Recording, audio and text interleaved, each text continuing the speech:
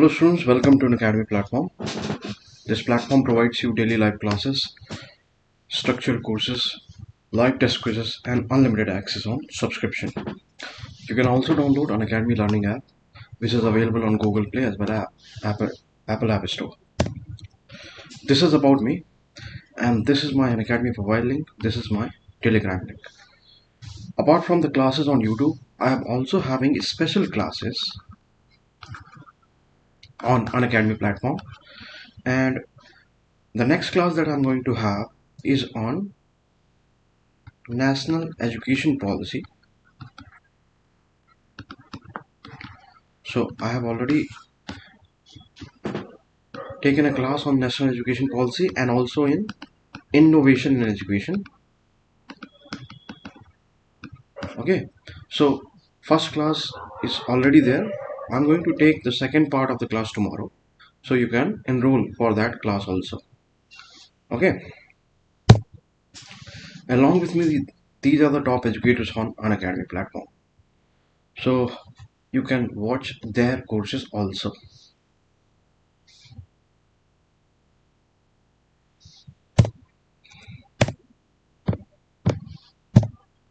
These are the different subscription plans available on the platform. So all these are available at 10% discount if you apply the code Amit PS. Okay. Again, there are different subscription plans of different durations. You can select according to your requirement. And all these are available at 10% discount, as you can see, after applying this code, that is Amit PS. Okay. If you apply this code Amit PS, you will get 10% discount. Again, there are different subscription plans. So these are the optional subscription plans.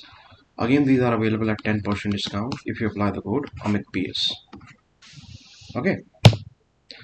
So starting the class today, what I'm going to do is I'm going to cover all the emerging topics, all the emerging issues that we have with respect to this topic that we have in political science, that is India and the world. Okay. And you have seen that various things are happening in Indian foreign policy front. Various new changes are happening, or you are able to witness various important developments in foreign policy issues. I have chosen the specific articles written by acclaimed experts of different fields so that it could provide you a rich understanding of the issue. So these discussions that I'm having in marathon classes are going to be very helpful in understanding the issue.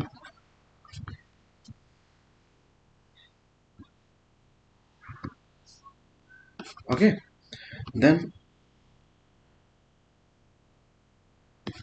it will add value to your answers.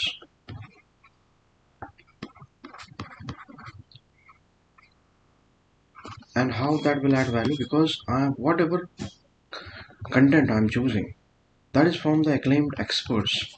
Okay, foreign policy experts. So if you have taken political science and IR as the optional subject in your UPSC CSE attempt, then I will suggest you to use these views given by foreign policy experts, because that is going to add value to your answer.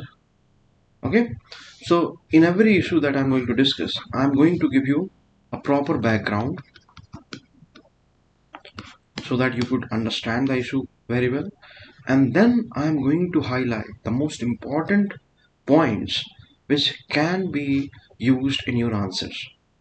Okay, so that is the purpose of this very discussion. Are you getting it? Okay, so let us start. The first issue here is Indo-Pacific challenge. Okay, and we have already discussed in length about Indo-Pacific. In my previous discussions, I have discussed new emerging trends. We have also seen the analysis of Salami, where he said that Quad is sharpening its edge. Then we also saw the emergence of Quad 2.0. Okay, I also discussed about the importance of Indo-Pacific. Okay, then I have talked about India, France, Australia trilateral that is emerging. Okay, in my previous discussions on Indo-Pacific, I have given you the view regarding um, this new development, whereby you can see the countries like UK, Germany, France are also taking increasing interest in this particular region, that is Indo-Pacific. I have told you that the traditional players in this particular region are India, Japan, USA, and a kind of conglomeration, or you can say a grouping that is emerging in different forms in this particular geography. The most motivating factor behind that has been China, or the increasing presence of China, especially with regard to its foreign policy, which is incursive, militaristic, and aggressive. Okay, so I have discussed all that in my previous discussions. So you can watch, if you haven't watched my previous discussions, you can watch them also. Okay, so let us start. Analysis by G. Parthasarathy. Even as the coronavirus pandemic dominated national and international attention, there were two significant developments this year. And what are those significant developments? Which reflect changes in India's foreign policy and national security policies. We will analyze what are those new developments. Okay. The first was India's active participation in the activities of Quad. And this active participation means what? Actively asking for countries, even convincing even countries like Australia to take part in Malabar exercises. Then we have also raised the level of discussion among leaders in these four countries. Okay, when they are collaborating in this particular form, that is quadrilateral dialogue, quadrilateral security dialogue, a significant security oriented grouping. Okay, so there is no doubt that Quad is a significant security oriented grouping against the emerging challenge in the region, that is China.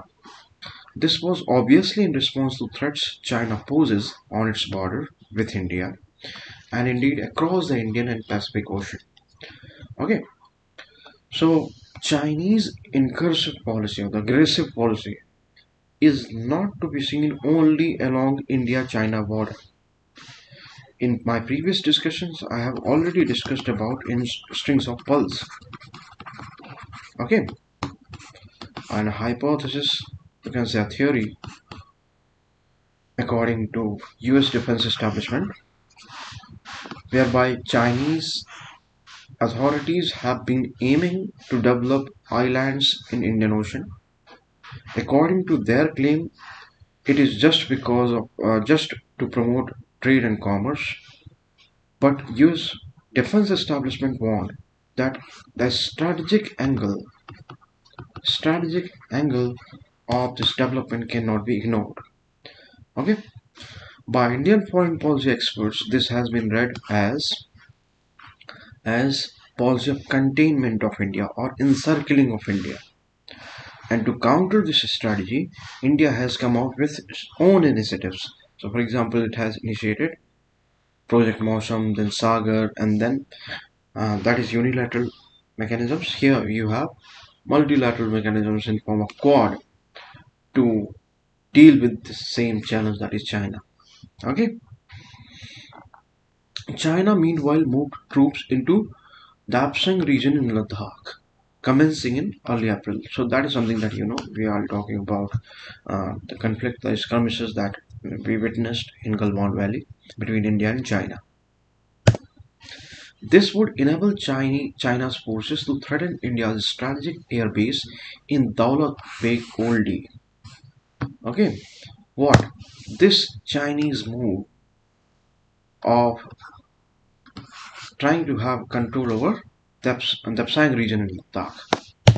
So this is going to make them more mobile, whereby they can threaten our strategic airbase in Daulat Beg only, and thereafter to go beyond the Karakoram Pass, crossing the LOC in Jammu and Kashmir. Secondly, India responded aggressively in Pagong Lake region of Ladakh. So this is the region where India responded, deploying its forces on its strategic heights, which were hitherto unoccupied. In that sense, this was a strategic move, a brave strategic move by India, okay, to have control over this region, which was left unoccupied by both the forces, from both the sides. Okay, in this context, I have given you the analysis of Amit Patil. I have also given you the analysis of Sumit Ganguly, and I have also discussed a view of Bharat Karnad, a realist foreign policy expert who came out with this very suggestion of putting atomic munition demolitions, which are, you can say in simple words, nuclear landmines. And according to Bharat Karnad, these are the only effective nuclear deterrence that we can have against China. Okay, so this is something that I have already discussed. If you recall, the argument was this, that there are claims that India does not have a fully capable system or fully capable mechanism whereby it can choose the first strike. So simply you can say that according to some experts, India lacks first strike capability. Okay, now if we do not heed to those experts, then the second problem that can emerge in the region is this, that if India starts having a nuclear warfare with Pakistan, then if you compare nuclear arsenal of India with Pakistan, India will end up exhausting most of its nuclear arsenal in any of the nuclear exchange that happens with Pakistan. Now, because India has gone for a nuclear warfare, if India goes for a nuclear warfare with Pakistan, then Chinese will relinquish all the moral conundrums that they might be having so far as the nuclear exchange is concerned with India. Okay, and that will give them an opportunity to escalate any conventional war that they might have with India to the level of nuclear exchange. Are you getting it? Okay, so this is what Bharat Karnal pointed out as a problem, and that is why he came out with this very suggestion that we should put atomic munitions demolitions, which in simple words can be translated into nuclear landmines along India-China border, and that can only be the effective nuclear deterrence that we can come out with in case of India and China. Okay, or you can say against China. So I think this is clear.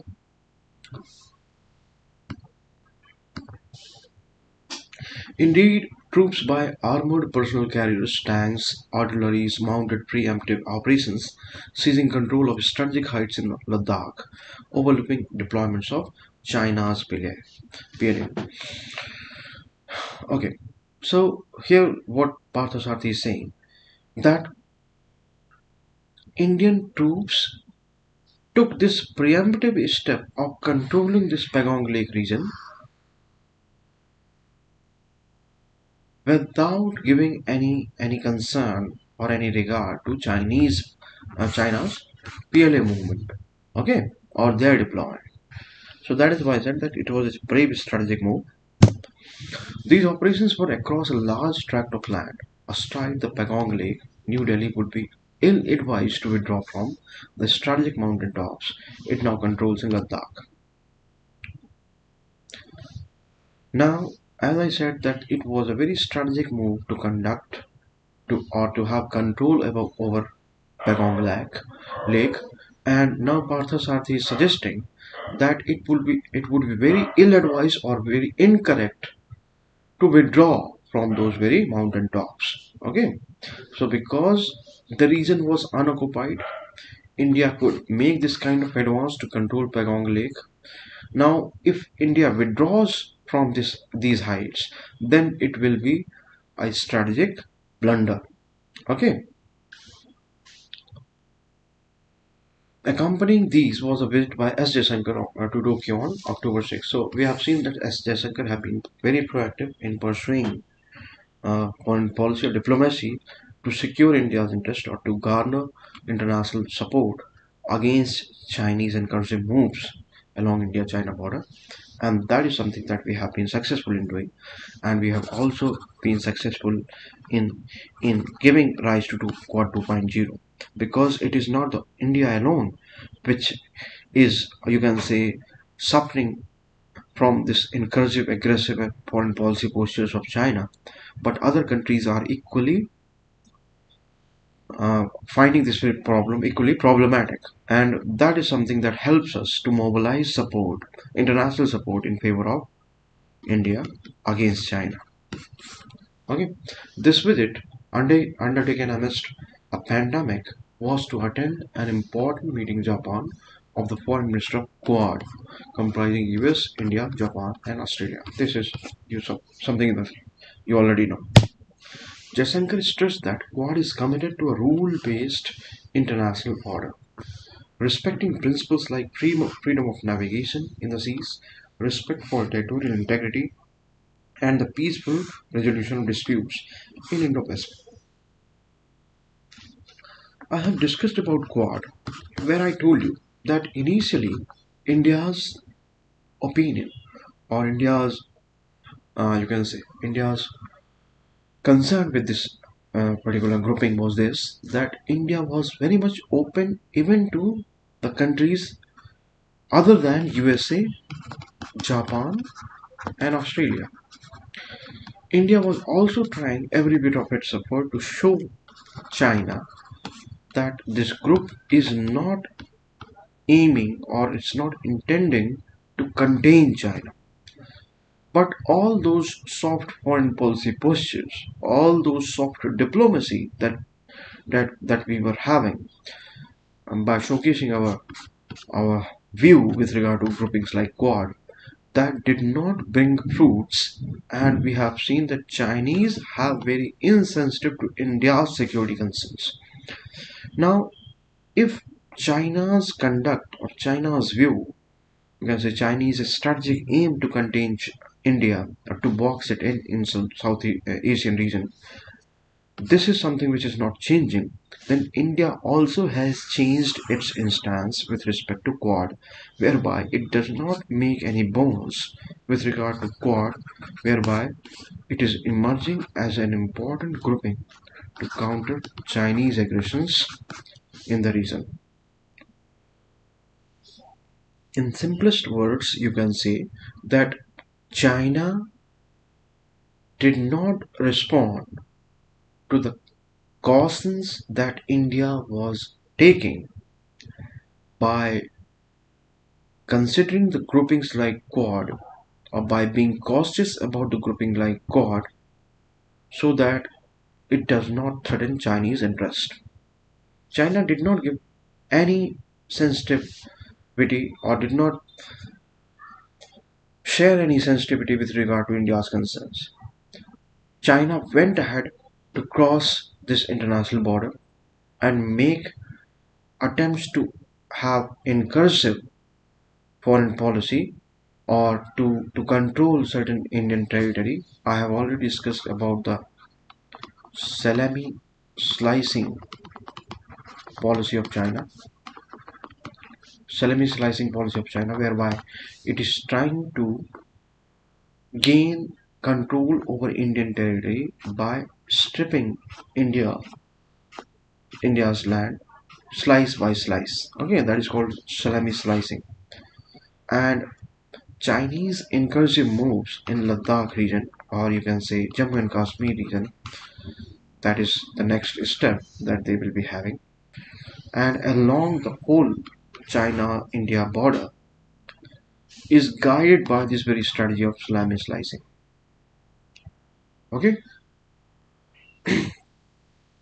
आप simple words में ये कह सकते हैं कि हमने हर एक care ली, adopt की, हर वो चीज़ें की जिससे हम ये बता पाएँ कि हमें चाइना को लेके जो कंसर्न्स हैं या चाइना को लेके जो क्वाड से कंसर्न्स हैं उसके लिए हम बिल्कुल कॉशियस हैं। लेकिन ऐसा उस केस में पॉसिबल नहीं हुआ या चाइना ने हमारे इंटरेस्ट को लेके कोई सेंसिटिविटी नहीं दिखाई।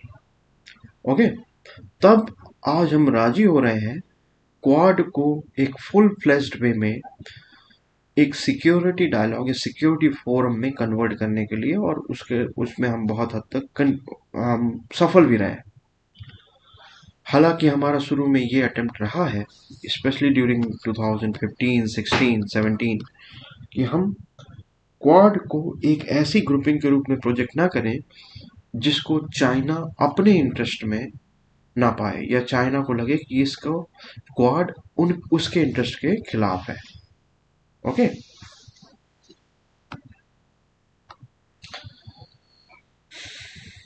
amidst continuing tensions on India's borders, U.S. Secretary of State Michael Pompeo and Defense Secretary Mark Esper arrived for a meeting with their counterparts and a call on Modi. So that is something that you have seen, that Mike Pompeo's visit was already important, and we have discussed all that in my previous discussion. India signed a significant military agreement with US for the sharing of sensitive satellite data, as the two sides held a top-level security dialogue aimed at countering China's growing power in the region. Okay, India will now have real-time access to intelligence information on developments across its border with China. Okay, so this was the result of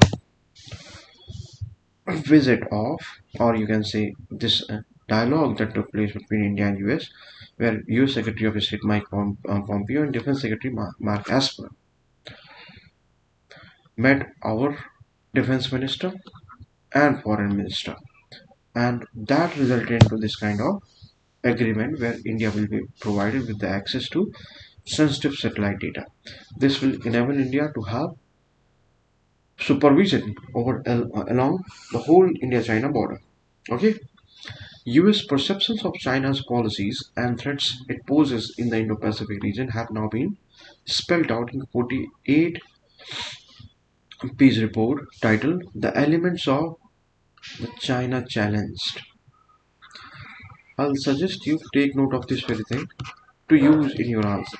Okay, whereby, see, whenever you get the chance to quote these kind of reports, these are really marks fetching. Okay, so this report, that is the element of China's challenge, this was published by the Office of Secretary of State. So it holds a lot of authenticity here. Okay, credibility. The State Department report contains details of how China has ensured that developing countries across Asia and Africa are drawn into debt trap. So that is something that we already know about. That is China's debt trap diplomacy, whereby it aims or it attempts to bring other countries which are in need of fund, okay, by providing them fund which they are most needful of. China starts asking for higher and higher bargaining and higher stakes in domestic projects of those very countries.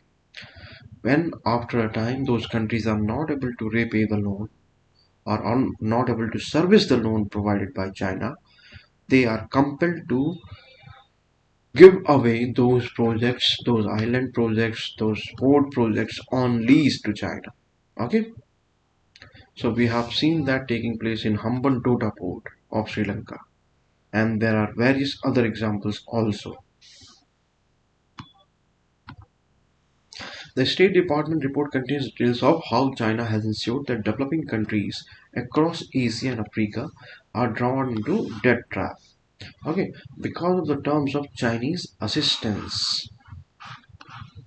Now, why quote unquote assistance? Because this is not real assistance.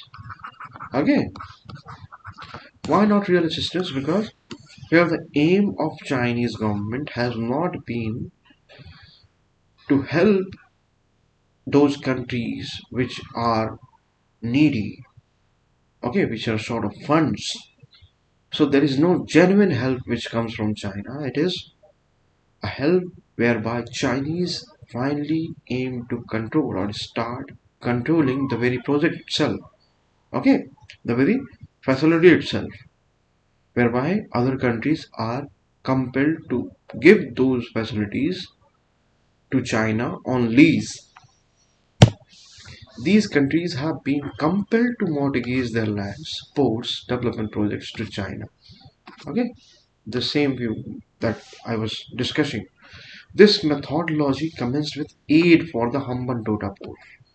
Okay, so the same example that we just discussed, that it was seen in Hambantota port, built in a constituency of Rajpaksha family. Okay, hardly any ship berthed in the port, which Sri Lanka was compelled to hand over to China. This port could in course of time berth vessels carrying Chinese supplies across Indian Ocean. Okay, so although this initiative whereby Chinese started giving assistance, quote unquote assistance to Sri Lanka for the development of port, was finally compelling, or you can say that it finally made Sri Lanka to give this port to China on lease. Now, if that is the reality, then in future Chinese supplies or Chinese vessels will find their place in these ports, and if it can be about trade, then it can also turn out to be about war. Okay, because if commercial ships can sail and can find a dock in these particular ports, same is true for warships also, and that is why it was suggested by US defense establishment that we cannot ignore the strategic angle of these developments that are happening in Indian Ocean region, okay, by quote unquote assistance given by Chinese to these countries. Okay, a similar effort is being made in Myanmar through financing the construction of Bay of Bengal port of Kyaukphyu. So this is another project under Chinese, and it is our concern is our you can say the what thing that we are scared of, that this will also be given on lease to Chinese, just like we have seen in case of Hambantota port. China is also pressurizing Myanmar to permit the construction of infrastructure and industrial projects in locations linking Kyaukphyu port to Yunnan province. Okay, now if you consider the location of Yunnan province, you can say it is the southeastern part of China. Now, if that is connected through Kyaukphyu port, then China will have direct access to Indian Ocean through land and marine route combined. Okay, Aung San Suu Kyi and generals appear determined to see that the costs are affordable. So Myanmarese government is very keen to to make sure that cost at which Chinese will be having or will be helping Myanmar in order to build these facilities linking Kyaku port to Yunnan province. That should be at affordable cost. In the meantime, India has built the Sitwe port in Myanmar. So this is our project. Okay, for transporting goods from its northeastern states through Bay of Bengal to Kolkata. So that was something which was facilitated by Sitwe port. Okay, given the rapid growth of the electronics industry in India, New Delhi needs to be proactive in building the defense and consumer electronics industries, including startups in collaboration with Taiwan. Understand that Indian electronics industry is blooming, and Indian government is also coming out with various initiatives to boost this kind of manufacturing or this kind of development. Okay, and here Partha is suggesting to have collaboration with Taiwan because Taiwan really has expertise in electronic industry, or you can say that Taiwan can actually has the potential to replace China. Okay, where in which context? Whereby we import a lot of electronics products from China. So in that sense, Taiwan can become a major alternative. We have covered that India-Taiwan Milk Tea Alliance. If you recall our discussion, we have covered it in India-Taiwan Milk Tea Alliance.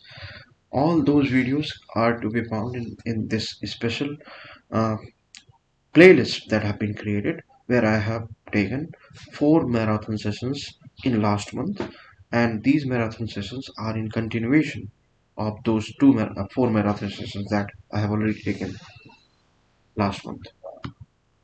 India's present overdependence on China in this and other vital spheres has to end. Why? Because in my previous article, I have discussed about decoupling, the prospect of decoupling of India and China. Okay, and there I told you that although there have been certain attempts which are made by the government uh, so that we could reduce our dependence on China, but our major, or you can say most of the industrial inputs are being procured from China. And why we are not able to do much on that front? Because China actually has the capability to supply those products, those inputs in large quantities in a very short notice. Okay, बहुत कम time में China बहुत बड़ा amount, बहुत बड़ा consignment उन inputs का supply कर सकता है. इस वजह से चाइना जो है, चाइना के ऊपर डिपेंडेंस कम करना टफ है. ओके, और हमारी डोमेस्टिक इंडस्ट्री में बहुत क्रूशियल इनपुट्स जो हैं, जो लग रहे हैं, वो चाइना से इंपोर्ट किए जा रहे हैं. मतलब कि अगर हम इंपोर्ट्स को सिर्फ इस वजह से बंद कर दें कि हम चाइना से में डिपेंडेंस ख़त्म करना चाहते हैं, तो उससे हमारी डोमेस्टिक इंडस्ट्री को भी बहुत ज़्यादा नुकसान होगा. ओके, तो ये चीज़ मैं ऑलरेडी डिस्कस कर चुका हूँ आपसे. और यहाँ पास कुछ सेक्टर्स ऐसे आइडेंटिफाई किए गए थे. आप प्लीज़ इन चीज़ों को और भी अच्छा समझेंगे अगर मेरे प्रीवियस डिस्कशन में आप उनको अगर आप 2x की स्पीड से भी सुने तो आपको बहुत सारी चीज़ें, बहुत अच्छा नॉलेज मिलेगा आप उन इशूज़ में. तो वहाँ पास मैंने आपको बताया था कि कुछ ऐसे सेक्टर्स आइडेंटिफाई किए हैं एक्सपर्ट्स ने जिनमें हम चाइना के अल्टरनेटिव्स को जो है सर्च कर सकते हैं या उनके ऊपर रिलाई कर सकते हैं. इलेक्ट्रॉनिक्स के केस में ताइवान एक ऐसी कंट्री है. Okay, Although there is an issue of one China policy and all, but that is also something that we have discussed. And increasing relations with China, with Taiwan, that is not something that's going to be problematic, even if we adopt two different policies towards China and Taiwan. Okay, China's $60 billion investment in China-Pakistan economic corridor will inevitably lead to Pakistan mortgaging land and project space, most notably in and around the Gwadar port. So, you know about the China-Pakistan economic corridor, or you can say the CPEC leg of Belt Road Initiative. Okay, Chinese Belt Road Initiative. Now, why did we have problem with CPEC, the China-Pakistan economic corridor? Understand various things here. First, we were not taken into consideration,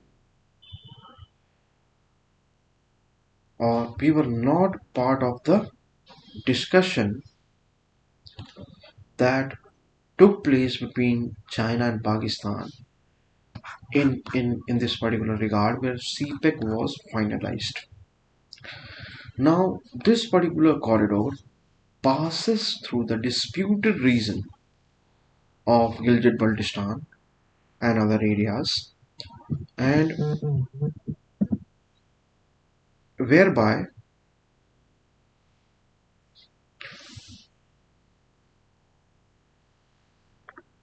if we accept or become part of CPEC, then that would amount to be a virtual acceptance of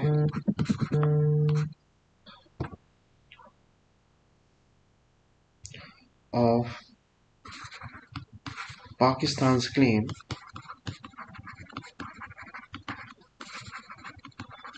over this part of territory.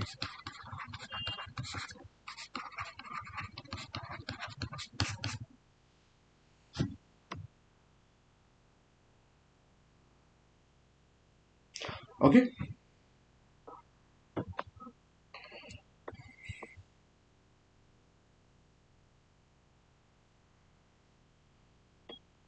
Now, the second is this, that why it becomes even more problematic. The second reason is this, that if this is finalized or this becomes functional, then Pakistan's dependence, Pakistan's, understand this point very well. आप इस चीज़ को बहुत अच्छे से समझें कि अगर ये चीज़ फाइनलाइज होती है तो पाकिस्तान की जो डिपेंडेंस है कहाँ पास, साउथ एशिया में इकोनॉमिक कनेक्टिविटी को लेके, या आप कहें कि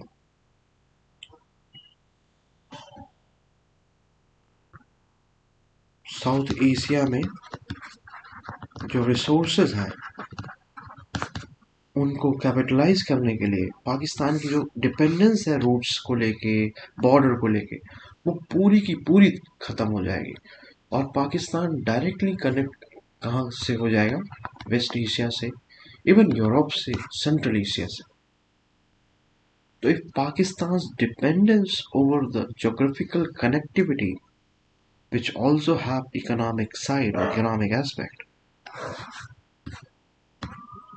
on South Asia ends, then Pakistan will become even more intransigent with regard to India's concerns or other countries' concerns, okay, of security. तो ये तो प्रॉब्लम थी हमारी सीपेक से. यहाँ पास ये पॉइंट आउट किया जा रहा है कि सीपेक का इतना बड़ा प्रोजेक्ट, ये चीज़ क्या है, ये बिल्कुल भी पाकिस्तान अफोर्ड नहीं कर सकता. Okay, because Pakistan can not afford it. That is why one day it is claimed that one day it will need to mortgage even this particular facility also to China, or you can say it will need, Pakistan will be compelled to give this particular facility, this corridor, on lease to China. Getting it? China adopted the same strategy in Maldives. China adopted the same strategy in Maldives by saddling it with construction projects it could not afford. Okay, तो ये हमने China को मालदीव्स के case में भी करते देखा है. Beijing was stopped by actions jointly taken by India and United States after previous Maldivian government was voted out of office. So that was a conundrum that was caused in Maldives, whereby India and USA were very adamant to make sure that Chinese are not able to have their say in Maldives. Again, understand, Maldives has been practicing India first policy, okay, in its diplomacy, but that was something which was in danger again because of Chinese influence. To some extent, that issue has been resolved now, okay, but all these are the examples of Chinese incursive and aggressive moves in our neighborhood. The same pattern has been repeated across Africa with Chinese aid creating debt traps, followed by attempts to take over the projects and lands. Okay, and that is why, in order to counter these kind of Chinese attempts, whereby they are trying to bring countries in debt traps, India and Japan, along with Australia also, came out with something called Asia Africa Growth Corridor. Okay, a slight background here is needed, whereby it was claimed that Asia Africa Growth Corridor is going to be different from BRI initiative. Okay, Belt Road initiative of China, because this Asia Africa Growth Corridor will not be executed by any government. BRI is the project which is completely controlled by Chinese government. It was also claimed that Asia Africa Growth Corridor will require locals participation, and the locals interest is going to be of paramount importance. Okay, so जितने भी developments होंगे Asia Africa growth corridor में investment को लेके, infrastructure को लेके, वो सारे के सारे कैसे होंगे? वो सारे के सारे होंगे जहाँ पास लोकल्स के नीड्स को जो है फुलफिल किया जाए, उनको एम्प्लॉयमेंट मिले, उनकी ज़रूरतें फुलफिल हो. लेकिन बीआरआई में हमने देखा है कि it is a completely owned project by Chinese government, whereby even the employees or workers on these products are from China. Okay, so they have very less to offer to the locals of any particular territory. Okay, and in this context, you can say that Shashi Tharoor is very much justified when he says that Chinese Chinese model of development or Chinese emergence or Chinese rise is although attractive but not imitative.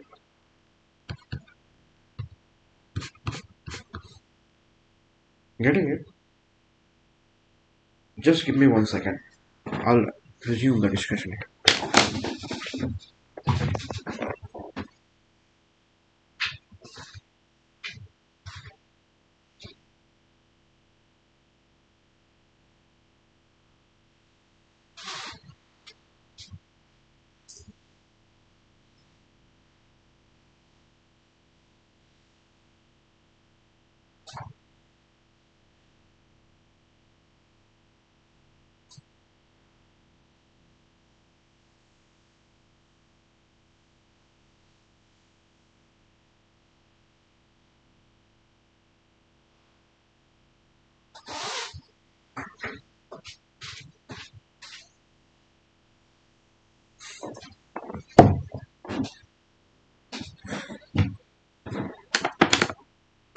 Okay.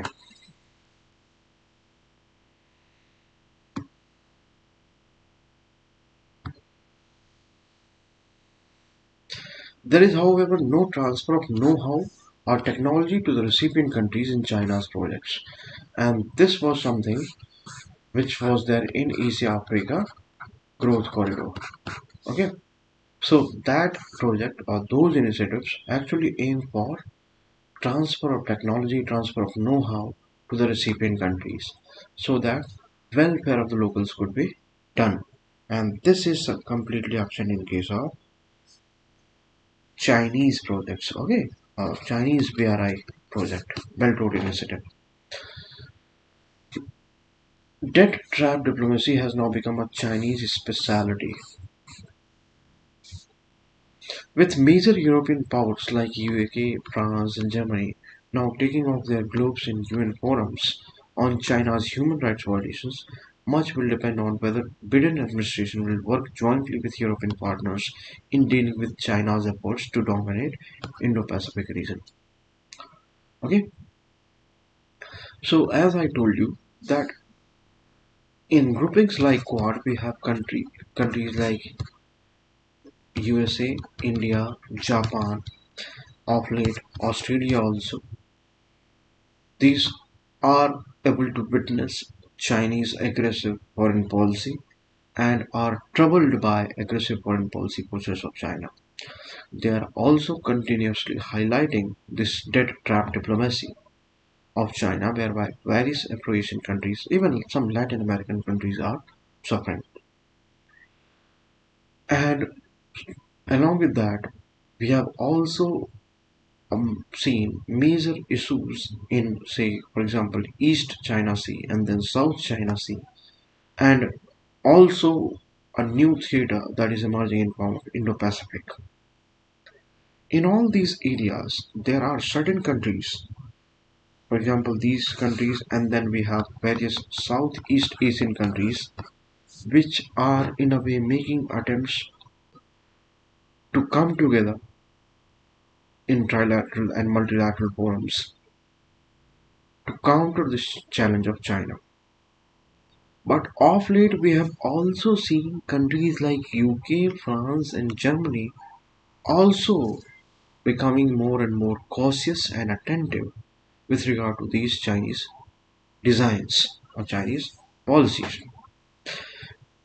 Partha Sarthi is suggesting or is of the view that Biden administrations can actually come with European countries to counter these Chinese aggressions or Chinese policies. One example is debt trap diplomacy. See why that may become a problem or why it is not sure that Biden administration will be sharing concerns of UK, France and Germany and also of India, Japan and Australia, because traditionally we have seen that the democratic leaders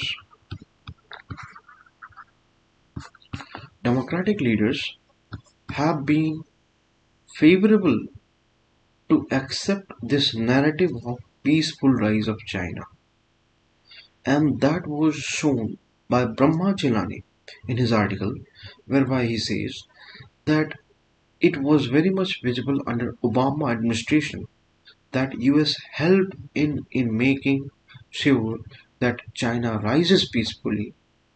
That is very much reflected in Obama's statement. One of the statement read something like this, that Obama said that rising China is a lesser threat than threatened China. Okay, so for Obama, you can say for democratic leaders, there a rising China is a lesser threat than a threatened China. Okay मतलब एक उभरता हुआ चीन कम खतरा है, कम बड़ा खतरा है एक डरे हुए चीन से. तो अगर ये व्यू है ओबामा का और इस तरह के व्यू दूसरे डेमोक्रेटिक लीडर्स के भी रहे हैं, तो इसका मतलब क्या निकलता है? इसका मतलब ये निकलता है कि वहां पास इंडिया जैसी कंट्रीज का जो कंसर्न है चाइना के कॉन्टेक्स्ट में, उसको कोई इम्पोर्टेंस नहीं दी जा रही है और एक तरह से चाइना के राइज को सपोर्ट किया जा रहा है. समझ रहे हैं? अब बिडेन भी एक डेमोक्रेटिक लीडर है, डेमोक्रेटिक पार्टी के ही नेता है। और डेमोक्रेटिक पार्टी की ये पॉलिसी रही है कि चाइना को उन्होंने एनिमी की तरह नहीं देखा, चाइना से उन्होंने एकोमोडेट करना चाहा। तो बिडेन के कॉन्टेक्स्ट में भी वही चीजें हो सकता है कि हो जाए, जहां पास हम अमेरिकन लीडरशिप को चाइना को कंटेन करने के लिए काम करते हुए ना देखें, बल्कि उसे एकोमोडेट करने के लिए काम करते हुए देखें। हालांकि सुहासिनी हैदर, एक दूसरी एक्सपर्ट जो हिंदू में आर्टिकल लिखती है, उन्होंने अपने कई आर्टिकल्स में लिखा है कि if you analyse the policies of Trump administration, then those policies were the same which were suggested by Joe Biden when he was the vice president under Obama. So in Obama's administration, Joe Biden was the vice president and he came out with certain strategies, certain policies with regard to China and with regard to West Asia, with regard to Pakistan. But those policy measures were not adopted by Obama administration. We have seen Trump administration, ironically, to adopt those foreign policies which were suggested by Biden when he was the vice president. इसलिए ये कहा जा रहा है कि Biden हालांकि democratic leader हैं, तब भी वो एक टिपिकल डेमोक्रेटिक लीडर की पॉलिसी को अडॉप्ट नहीं करेंगे चाइना के कॉन्टेक्स्ट में। ओके, मतलब वो किस पॉलिसी को अडॉप्ट करेंगे? वो रिपब्लिकन पार्टी की पॉलिसी को अडॉप्ट करेंगे। और रिपब्लिकन पार्टी के लीडर्स में हमने देखा है कि चाइना को एक इमिनेंट थ्रेट की तरह देखते हैं, चाइना को एक चैलेंज की तरह देखते हैं अमेरिकन हेजेमनी के लिए, अमेरिकन डोमिनेशन के लिए। चाइना को कंटेन करने की पॉलिसी होती है, चाइना के पीसफुल राइट्स को सपोर्ट करने की पॉलिसी नहीं होती रिपब्लिकन लीडर्स की। और यही चीज हमने ट्रम्प एडमिनिस्ट्रेशन के अंदर में होते देखा है। ओके, अब यही चीज एक्सपेक्टेड है बिडेन के द्वारा, क्योंकि बिडेन हालांकि डेमोक्रेटिक लीडर के नेता हैं, डेमोक्रेटिक पार्टी के नेता हैं, लेकिन उन्होंने अपनी वाइस प्रेसिडेंट होते हुए उन्होंने जिन फॉरेन पॉलिसी मेजर्स को अडॉप्ट करने के लिए सजेस्ट किया था, हालांकि उनको ओबामा एडमिनिस्ट्रेशन ने नहीं अपनाया था, वो वही मेजर्स थे जिनको हमने बाद में ट्रम्प एडमिनिस्ट्रेशन को अडॉप्ट करते देखा। इस कॉन्टेक्स्ट में आप सिंपल टर्म्स में इस तरह से इस चीज को समझ सकते हैं कि बिडेन एडमिनिस्ट्रेशन एक्सपेक्टेड है कि वो वही पॉलिसी अडॉप्ट करें चाइना के कॉन्टेक्स्ट में जो ट्रम्प एडमिनिस्ट्रेशन ने की। और वो क्या है? वो है चाइना को कंटेन करने की पॉलिसी। ओके, अगर यूएसए, हालांकि मैं इस चीज को पहले भी बता चुका हूं पुराने डिस्कशन में, लेकिन अगर आप नए हैं तो फिर से सुन लीजिए कि अगर यूएसए चाइना के पीसफुल राइज को सपोर्ट करने की पॉलिसी अडॉप्ट करता है, तो ये माना जाएगा कि यूएसए चाइना के केस में एकोमोडेटिव फॉरेन पॉलिसी अडॉप्ट कर रहा है। और अगर यूएसए चाइना के केस में एकोमोडेटिव फॉरेन पॉलिसी अडॉप्ट करता है, तो वो इंडिया के इंटरेस्ट की बात नहीं होगी। इंडिया का इंटरेस्ट तब सर्व या फुलफिल होता है जब यूएसए चाइना के कॉन्टेक्स्ट में चाइना को कंटेन करने की पॉलिसी अडॉप्ट करे, चाइना को रिस्ट्रेन या कंस्ट्रेन करने की पॉलिसी अडॉप्ट करे। वो हमारे फेवर की बात है। Okay, China has territorial and maritime boundary disputes with Japan, Taiwan, Philippines, Vietnam, Malaysia, Brunei. Okay, understand that this is a common perception that Chinese have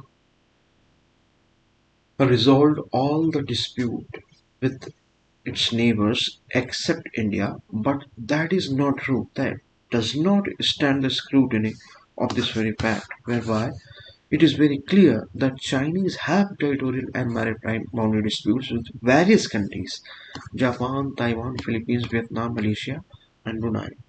Okay, just give me 1 minute. I'll again resume the discussion. I'm really sorry.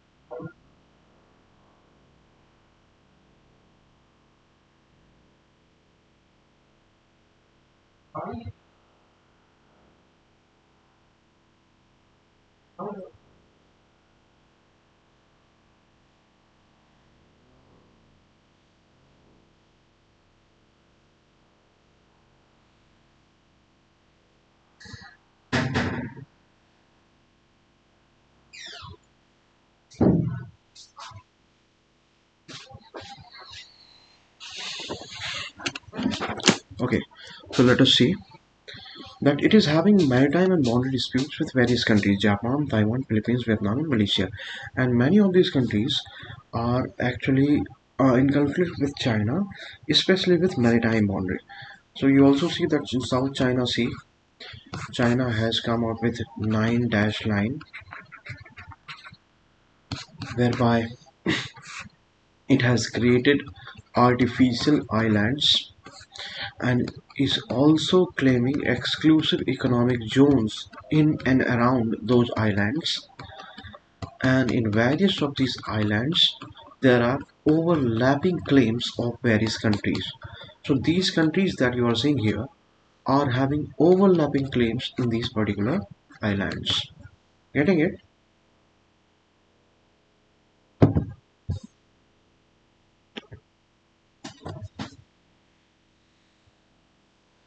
आगे आगे देखिए थे.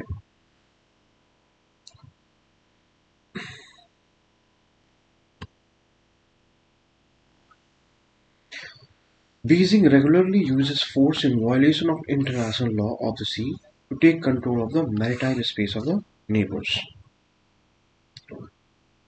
Okay, so we have seen China flouting even UNCLOS laws, norms, and did not give any regard to the international law that prevails or that should be followed in international water bodies. And that is something which has been problematic to all the countries here. India's recent naval exercises in Arabian Sea with US and partners in Quad have displayed a readiness to work with those who share its concerns about China's hegemonistic characteristic. Okay, तो India की recent novel exercises जो Arabian सी में हुई हैं United states के साथ और quad के दूसरे पार्टनर्स के साथ, उन्होंने क्या डिस्प्ले किया है? That have displayed readiness of these countries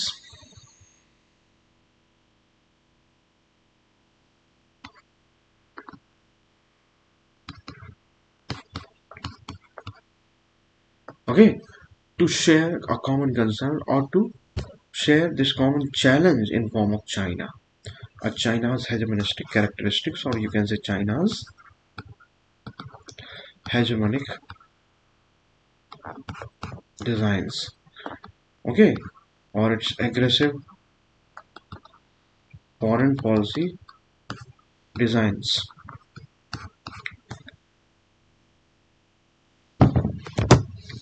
China's ambitions in promoting its 5G Huawei communication services are now facing opposition across Europe. So this was something which was initiated by USA, but other countries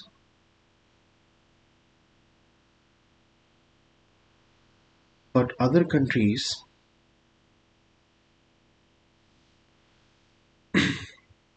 have also rallied behind USA to oppose these initiatives, okay, only because Chinese have not been able to give or honor the sensitivities of different countries. Okay, there is a question by uh, Hazel Grace,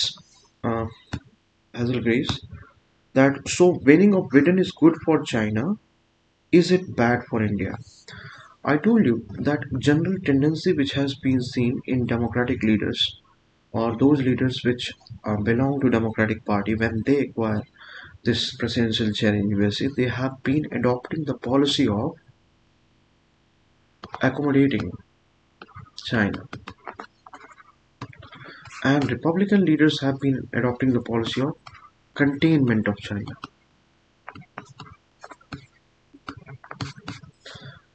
Now, this is the general tendency that we have seen. If you follow the precedents or the examples, uh, the story is slightly different with Biden, whereby it has been seen that when he was the vice president, he came out with those policies and foreign policy measures with regard to West Asia, Pakistan, China, which were although not accepted by Obama administration, but later were followed by Trump administration. In that sense, you can deduce, or you can say, that Biden is going to follow a foreign policy which, to a good extent, Trump has followed with respect to Pakistan and China.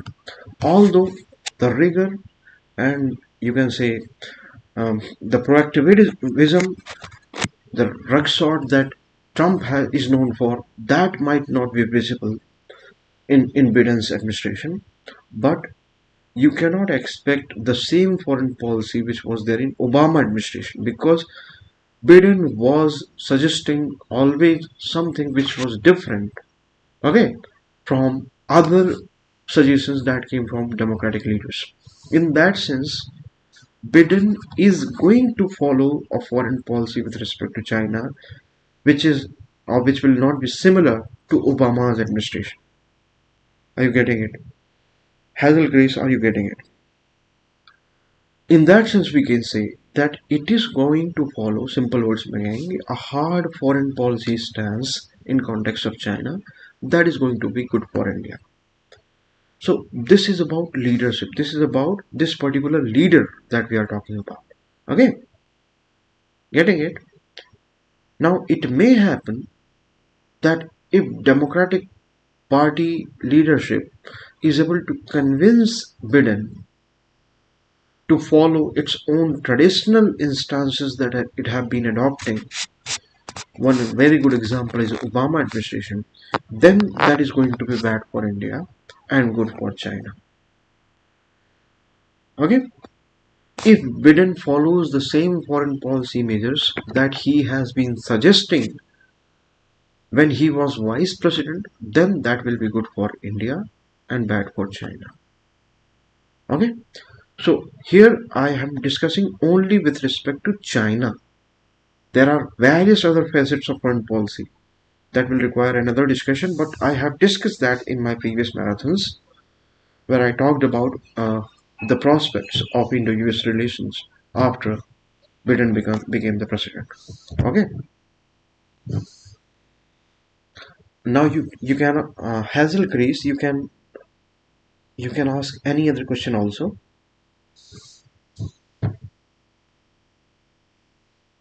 If you are not confirmed, you can ask any other question also. You can ask any follow-up question also. Rashi Srivastav, sir, yes, you are in 11th class, that is good. Try to follow the discussion. I think that will be useful. Okay, so let us see further. With the commencement of the winter, it would be difficult for China to mount major operations on snow-clad mountains. That is something that we about Galwan Valley. Okay. One should, however, never forget the Chinese are masters in salami slicing strategica space, as we have I just explained you that they have been adopting this salami slicing policy, whereby they want to take control of Indian territory by cutting those territories into slices and moving inch by inch. Okay, so this is called salami slicing. One hopes that India and China can reach an agreement on the modalities for delineating and respecting the so-called line of actual control (LAC), okay, in Ladakh and elsewhere. So why these kind of skirmishes emerge? One of the basic reasons is that still there hasn't been any agreement between China, the final agreement between China and India, so far as the delineation and demarcation of this boundary is concerned. Okay, and that raises the problem. We have our own interpretation with respect to this LAC, and they have their own version of truth with respect to line of actual control. Okay, The line of actual control is a term which has never been clearly defined, much to India's disadvantage and sorrow. Because it has not been defined completely, that is why um, when Chinese incursions take place, Chinese are able to justify their stand on certain territory by claiming those territories their own. Now, if line of actual control is defined fully and well, then it would be easier for us to convince international community that Chinese have made certain advances in Indian territory. Now, what happens whenever Chinese make some certain advances in this particular sector? Then, then we have seen that they start claiming that territory to be their own and start interpreting line of actual control, okay, in the most shifted manner. So they start shifting the very line itself towards India. Okay. Now, if this would have been defined well, then that is something that Chinese could not have done.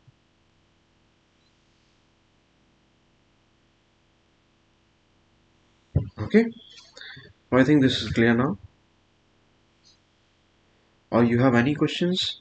Then you can ask.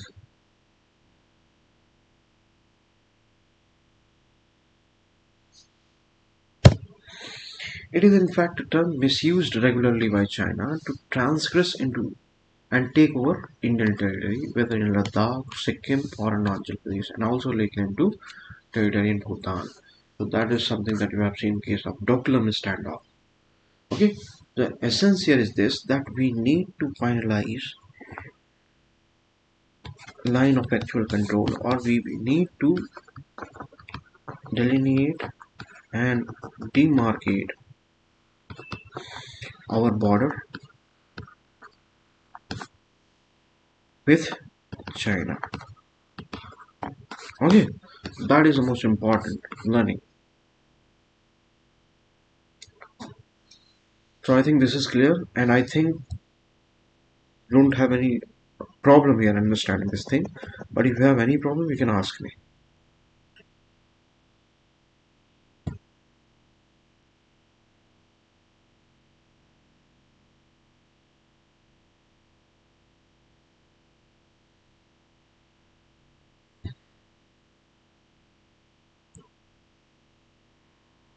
Okay, so I will move forward with my next slide. Next is bidden, or again it will be about the prospects of Indo-US relationship under Biden administration. So we have also seen Brahmachalani's article, whereby the title of the article was Biden can make an ally of India. Okay, so this is the second analysis by Brahmachalani on the same issue, and we will analyze it. Okay, it is no exaggeration to say that international policy towards China has for decades been shaped largely by one power, the US. Yes. Why? Because Chinese have been successful in bringing countries, European countries, Latin American countries, African countries, Southeast Asian countries in their sway. Okay. Now, when Chinese were able to translate their economic might into a military might, into the military might, and they started reinforcing their military to the extent that they have now become a significant military power to reckon with, not only in the region but also in the world. Then we have seen aggressive foreign policy of China, not only in its neighborhood but also expanding to the other regions. And this has been troubling various countries in the region.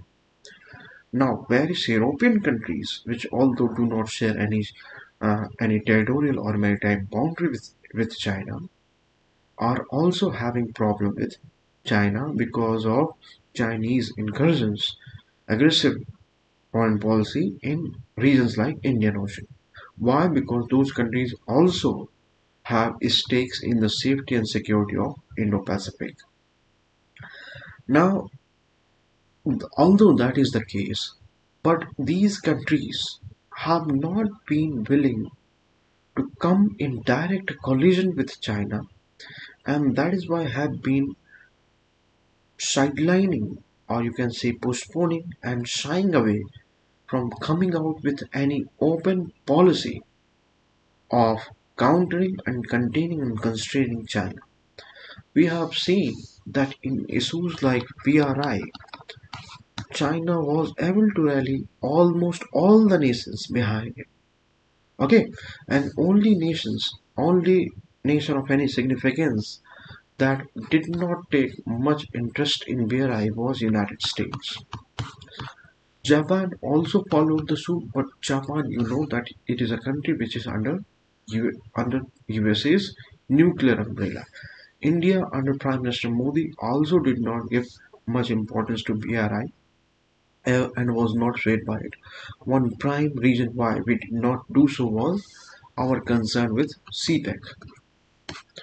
But largely, India has also been trying to adopt accommodative foreign policy stance with respect to China, and that is why it has not been very persistent, or it has not been insisting in making the emergence of Quad as a platform whereby it could be read as a security threat by Chinese. But USA right from the beginning has been very vocal in registering its concerns, okay, to the global community against China. And this was most visible and found its most clear expression in foreign policy of Trump administration. I think this is clear. And that is why Brahmacharyan is saying that it is not an exaggeration to say that international policy towards China is shaped largely by USA. So this is the background. Getting it? Now understand. From Richard Nixon to Barack Obama, succession of US presidents aided China's rise. Okay, so Brahmacharya is very much confident about this particular view that it is USA's president, many of the USA's president, who have aided or who have made sure that China rises. Okay, including its integration to international institutions from UN Security Council to World Trade Organization. Okay, so you know that USA enjoys a lot of clout and influence in these particular bodies, and that is why if China succeeded in recent history or last mid decades of the last century in becoming part of these particular forums, then that became possible only because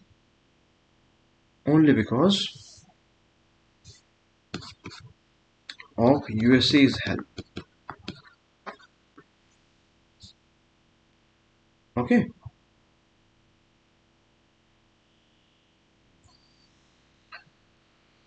understand again. And other countries followed by American lead in outsourcing manufacturing to China and building closer bonds with that communist giant. So other countries here means mainly European countries, then countries of significance in Southeast Asian region, because in many of the countries here are the allies of USA. Okay, so if USA is facilitating China's accession to these particular bodies or aiding China's rise, then why these countries will have any problem? Initially, they will not have any problem. Okay, that is what is being said that other countries followed the American lead in outsourcing manufacturing to China, and that made or that ensured that China emerged as the factory of the world.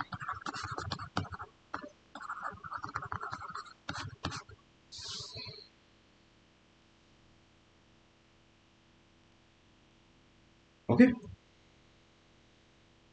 so I think this is clear.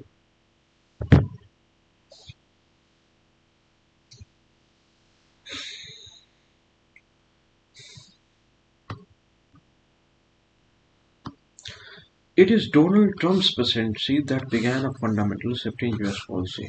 Okay, so Donald Trump, we have seen that Trump administration was almost all throughout the 4 years presidency. USA was locking horns with China in commerce, trade, okay, in South China Sea, in ensuring that China does not adopt any unfair means to take any kind to gain any kind of advantage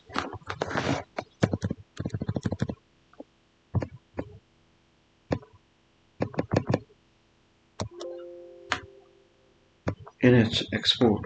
So all that was made sure by Trump administration. Okay.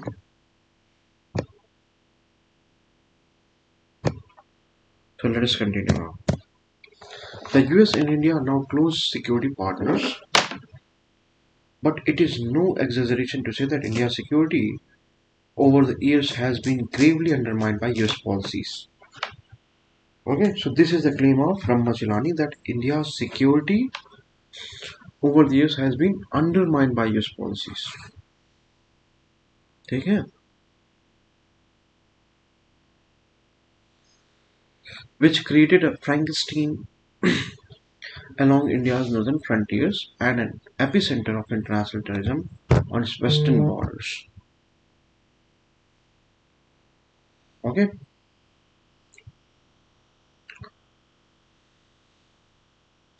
Now understand that, as I told you, that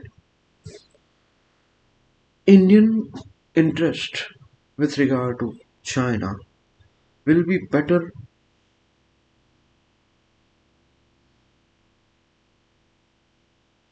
served if USA adopts the policy of containment of China.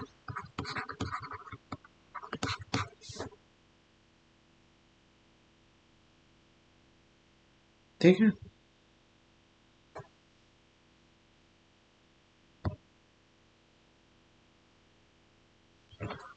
But USA's presidents have been continuously supporting the rise of China or adding to the rise of China, whereby many presidents, for example Obama, were of the opinion that it is the rising China which is a lesser threat for USA than a threat in China.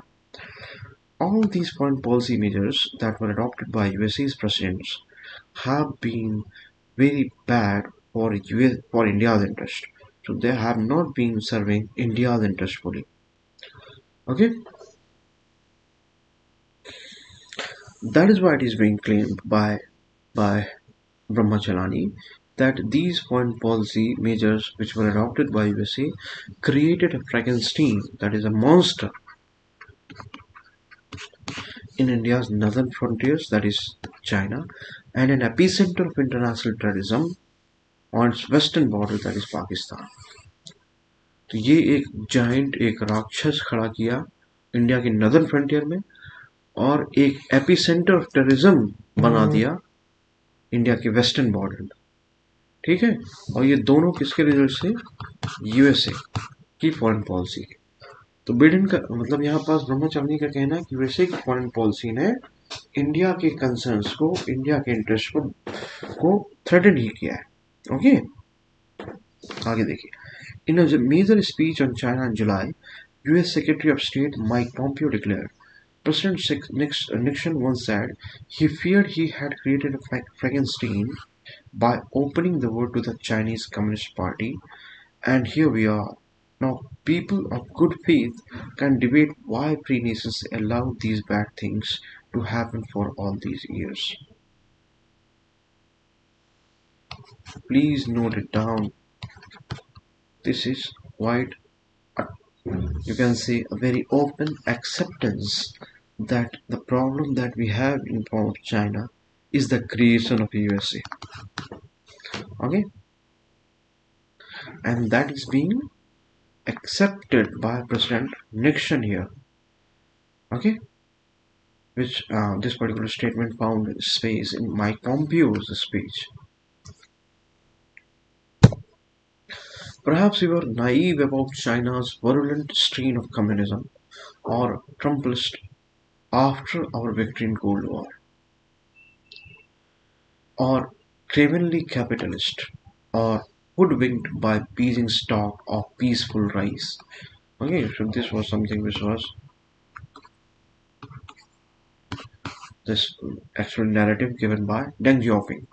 Whatever the reason, whatever the reason, today China is increasingly authoritarian at home and more aggressive in its hostility to freedom everywhere else, and President Trump has said enough. Okay, so this is something that makes it plain that now there is a realization in USA that many presidents, starting from President Nixon, have been aiding to the rise of China, and not only the rise of China, but helping China to emerge as a giant, a Frankenstein, a monster, who are the country which is authoritarian in its domestic policy, but is also a threat to freedom and liberty elsewhere. Okay, why? Because Chinese government has been raising problems for countries which practice or liberty, freedom, or liberal values in their domestic policies. It has very good relation with countries like North Korea, okay, which in no way you can call liberal. So these are not the countries. Countries like North Korea are not liberal countries. The regimes there do not stand for liberal values. Okay, so all the enemies that you have when you see country like China, all the enemies that Chinese have, all of those countries are actually countries propagating and which are in favor of liberal values. That is why it is being said that Chinese authoritarian regime is not a threat only to the domestic liberty, but is also threatening the liberty elsewhere. Trump himself has acknowledged that US created a monster by aiding China's rise. China took advantage of us for many, many years, and I blame us. I don't blame them. I don't blame President Xi. I blame all of our president and not just President Obama. You go back a long way. You look at President Clinton, Bush, everybody. They allowed this to happen. They created a monster. So this is coming from Trump. Okay. So this is the finest expression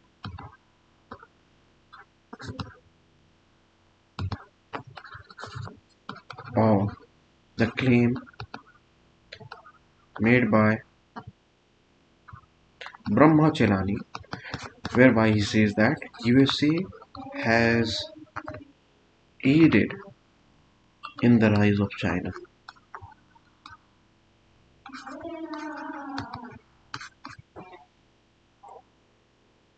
Okay,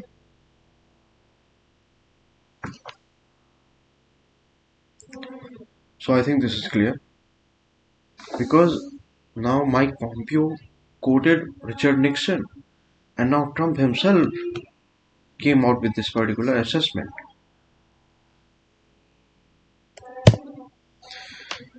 Aiding China's rise was the greatest mistake of US foreign policy since the end of World War II. Okay, the US actively contributed to the rise of its most formidable competitor in what we called what would be remembered as historically unprecedented act.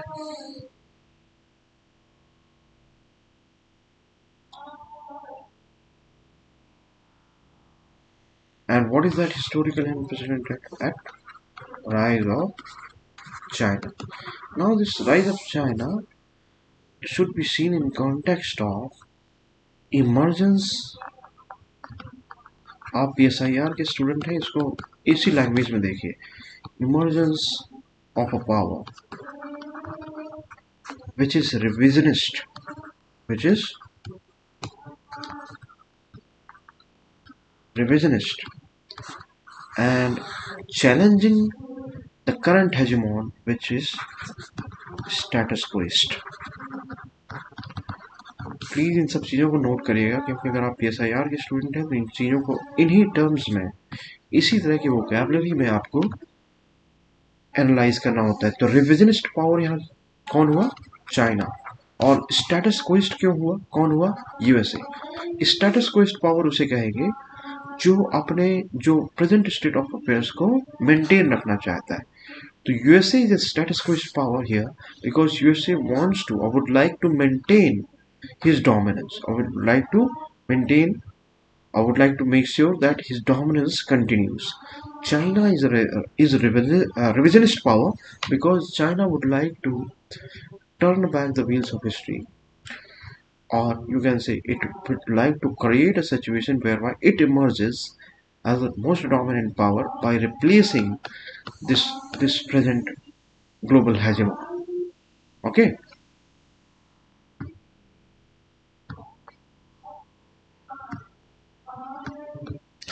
The US, however, is separated from China by a vast ocean,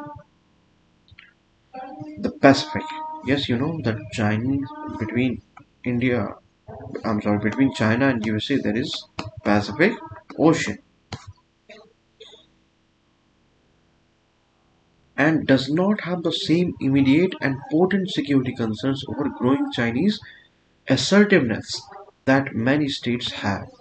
Okay, for example, India. For example, India.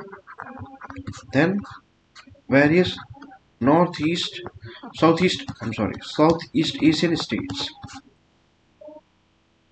Okay, even East Asian states. All these countries are in the immediate vicinity of China and that have been facing a direct security threats that emanate from aggressive Chinese policies.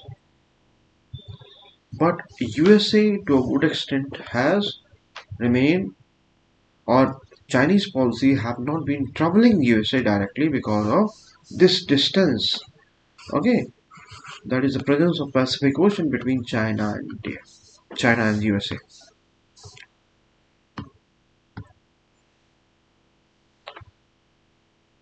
The security cost of America's China blunder are indeed being borne essentially by Asians, from those in Taiwan and Hong Kong to ethnic Tibetans and Uyghurs. Okay, so you know about the Uyghur Muslim problem. You also know about the Taiwanese. We have discussed that. Then uh, Tibetans, the issue of Tibbets, even Hong Kong, and all those problems that are related with one China policy and all. Okay, so we have discussed all that in a previous discussion. The Brahma Chalani is of the view that USA's foreign policy has been in such direction whereby it has put all these countries in the vicinity of China in a very troubling and problematic proposition. Whereas USA itself, which has given rise to this very problem, itself has remained um, quite safe, okay, because of geographical distance between China and USA.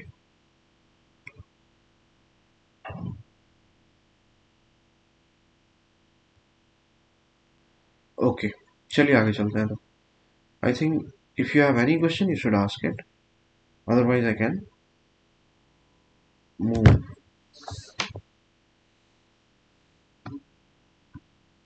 The US, however, is separated from China by a vast ocean. ठीक है, ये हमने कर लिया ये चीज.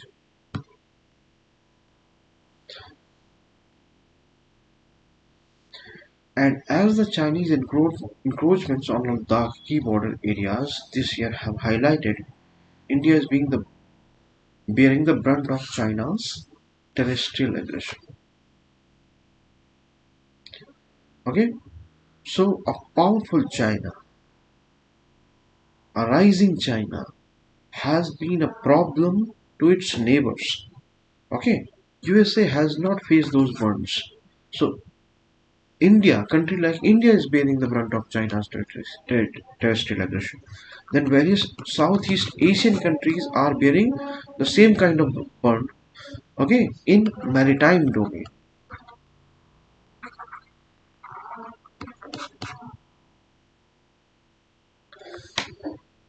Now, what is the paradox that is being highlighted by Brahmacharani? Here is the paradox. As Sino-Indian relations plumbed new depths following the Chinese stealth encroachments in Ladakh, India, unable to effectively counter the China threat on its own,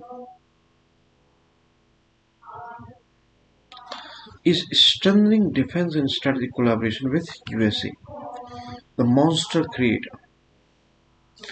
Understand what he's saying.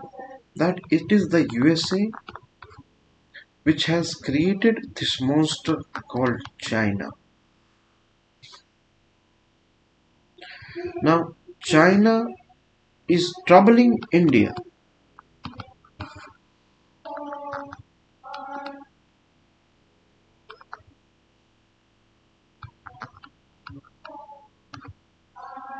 China is troubling India. And India is asking for help. India is asking USA for help. The very country which has created this very monster. Understand the problem here. So I think you understood the problem. What Brahmacharani is pointing out, that it is the USA which has helped in creation of this monster in form of China. Now that monster is troubling India, and India is asking USA, the very same country which has created this very monster. Okay, so this is actually the irony of the situation here.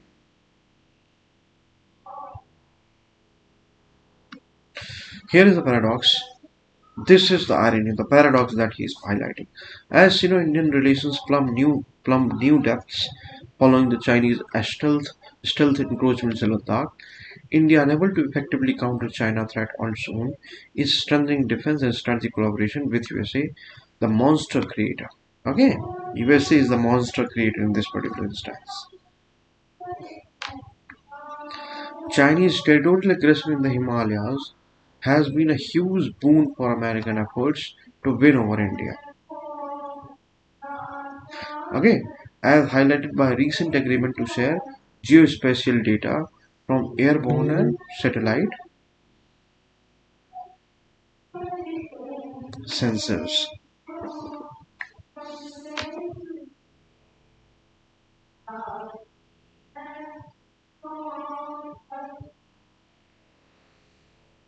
Okay,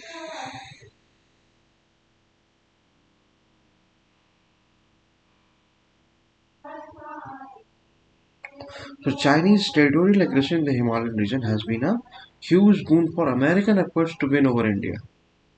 Why? Because now India, which was having problem in in aligning with USA, or which has been practicing the policy of strategic autonomy. See how beautiful analysis is by Brahmacharani here. That USA has created a monster in form of China. Now that monster that is called China is troubling India. Now India is asking USA for help, the very same country which is the monster creator. So this is being read by Brahmacharani as whereby USA have succeeded in coaxing India to ally with itself. Okay, in my previous discussions, I have told you that India is a country uh, which does not want to or does not find it comfortable to become an ally of any particular state. And if you consider the present circumstances, India is closest to the formal alliance, to the mechanism of formal alliance with USA, and that is why it is being said that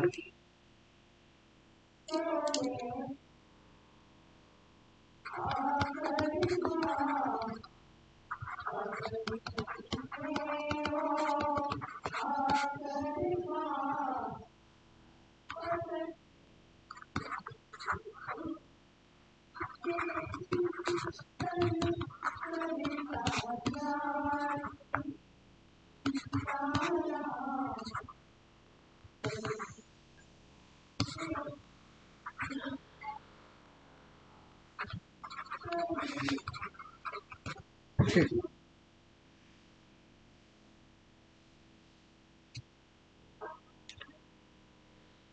तो ये चीज क्या कही जा रही है कि इसने जो है यूएसए को मदद की कि इंडिया को एक तरह से मजबूर कर सके कि वो यूएसए के साथ एक फॉर्मल अलायंस इस्टेब्लिश करे। क्यों करेगा इंडिया? क्योंकि वो चाइना से उसे थ्रेट्स मिल रहे हैं। ठीक है, अब चाइना से उसे थ्रेट मिल रहे हैं, इसलिए वो फॉर्मल अलायंस इस्टेब्लिश करेगा। Okay, so I think this is clear. I give you the full time to ask any doubt here because this was a beautiful analysis by Brahma Jilani. I'm going to analyze it further. Okay, I'll give you 1 minute to ask your question.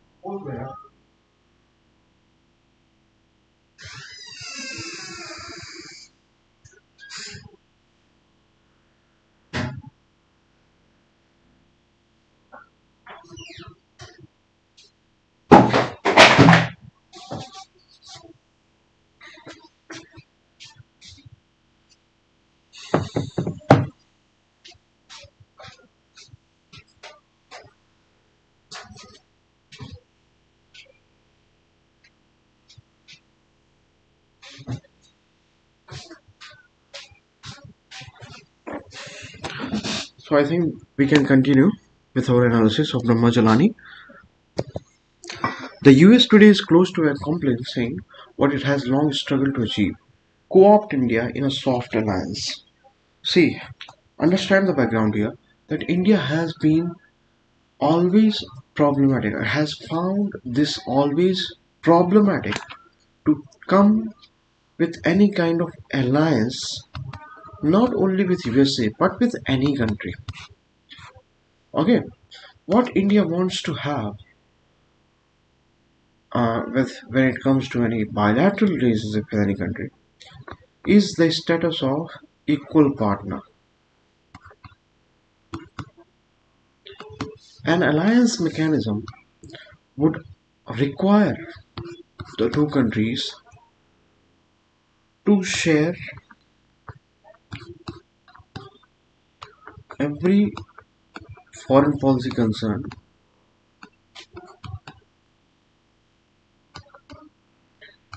okay, on equal basis. It may also require pooling of military resources against enemy. Now, that is something that is not in India's favor, because India does not have problematic relations with many countries. Okay, so the countries with which India has problematic relations, you can count those countries on in finger. But USA's foreign policy is different. It aims to hegemonize, or aims to act as a global hegemon, or it aims to play the role of international police, okay, a global police, and that brings this country, that is USA, in conflict with various countries of the globe, okay, unnecessarily. Now that serves USA's purpose, and USA is able to conduct that kind of foreign policy because of its resources. But that kind of foreign policy is not going to serve our interest. Secondly, that kind of foreign policy is not going to be feasible because India does not match the capacity of USA when it comes to raw resources. Okay, including human resources. So we do not have that number of diplomats or ambassadors which are required to conduct that kind of foreign policy in such large scale. And we do not need that also. Our needs, our requirements are very limited. And alliances would actually reduce the flexibility that we have in terms of strategic autonomy in formulation of our foreign policy.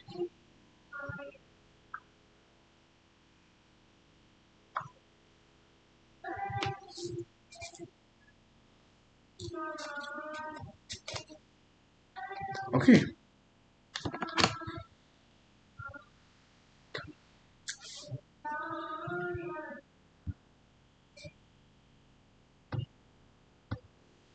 in October, India signed the last of the four foundational agreements that US maintains with all its close defense partners.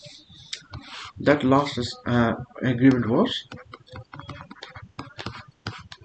BICA. Then US Defense Secretary Mark Esper declared that India will be the most consequential partner for us, I think, in the Indo-Pacific for sure in this century. Please note it down, because these are the things that you need to quote in your answer.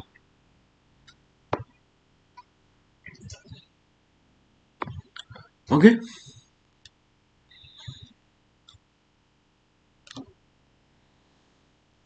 Next.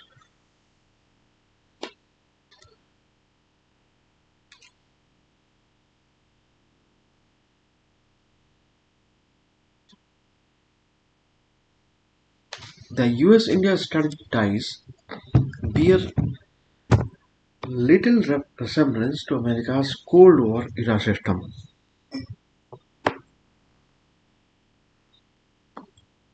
which rested on patron-client framework. where USA was patron and its allies were clients, with US as the hub and its allies as the spoke. So, for example, in groupings like NATO, you see USA being hub and other countries like Turkey and other countries like spokes.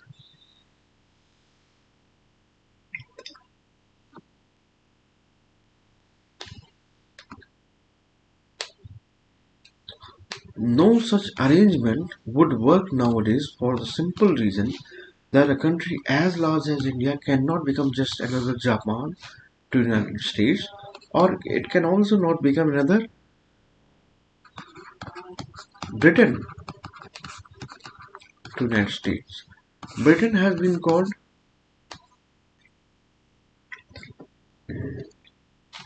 the lieutenant of the United States, and Japan, is the country under USA's nuclear umbrella. Okay, that would mean that it has outsourced its security concerns to USA. This mainly happened after World War II.